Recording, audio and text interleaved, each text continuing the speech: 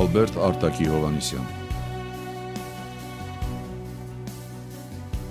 Ծնվել է 2001 թվականին մայրաքաղաք Երևանում, տիրապետել է արևելյան մարտարվեստի, արժանացել սև և կարմիր գոտիների։ 2020 թվականի հունվարին զորակոչվել է հայկական բանակ, պարգևատրվել Պաշտպանության նախարարության հրետանու 3-րդ դասային կարգի մասնագետի և հրետանավորի շքանշաններով։ Պատերազմի օրերին դիպուկ կրակով ոչնչացրել է թշնամու դիրքերն ու իր հայտնի լուսանկարով դարձել այս պայքարի խորհրդանիշներից մեկը։ Զոհվել է հոկտեմբերի 8-ին մարտի ընթացքում։